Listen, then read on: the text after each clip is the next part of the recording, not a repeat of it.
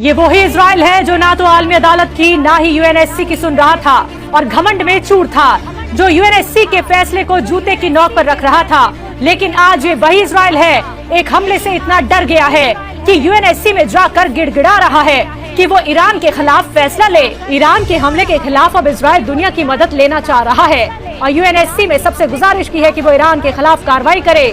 The times of Israel news के मुताबिक United nation security council में इजरायली दूत ने खिसिया कर कहा कि ईरान का असली चेहरा दुनिया के सामने आ गया है। ईरान के हमले ने तमाम रेड लाइन को पार कर दिया है।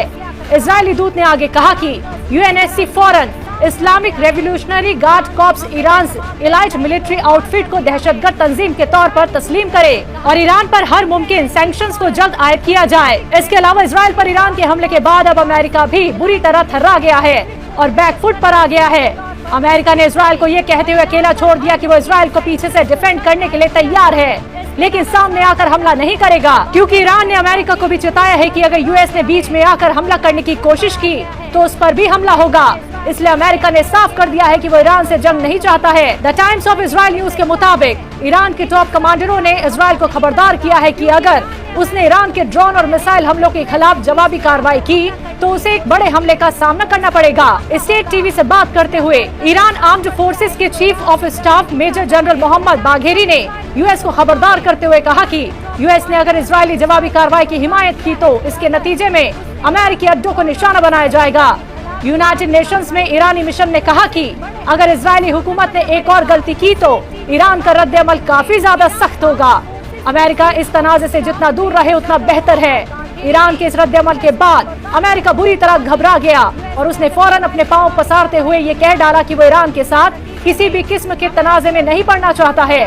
न्यूज वेबसाइट द गार्जियन के मुताबिक गुज़िश्ता इतवार के रोज संडे पॉलिटिकल टॉक शो में बात करते हुए जो बाइडेन से नेशनल सिक्योरिटी काउंसिल के तर्जुमान जॉन किर्बी ने कहा, अमेरिका इजराइल को डिफेंड करता रहेगा लेकिन वो किसी भी किस्म के इलाकाई तनाज़े में हिस्सा नहीं लेगा। उधर इजराइल पर ईरान के पहले डायरेक्ट हमले के बाद से इजरायली आवाम और नेतन्याहू के बीच डर का माहौल पैदा हो गया है। उन्हें अब डर सताना शुरू हो गया है कि एक बड़ी जंग उनके सर पर आ चुकी है।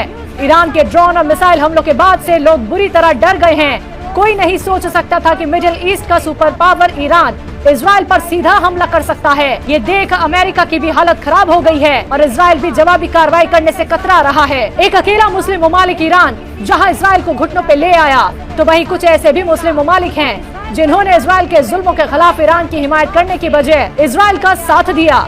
खबर मिली है कि ईरान के जरिए इजराइल पर हमला करने के दौरान 2 मुस्लिम मुल्कों ने खुलकर इजराइल की हिमायत की है। इजराइल के पड़ोसी मुल्क जॉर्डन ने ईरानी मिसाइलों को रोकने के लिए काफी अहम किरदार अदा किया है, जिसमें खित्ते के दूसरे बड़े मुल्क सऊदी अरब ने भी जॉर्डन का साथ दिया।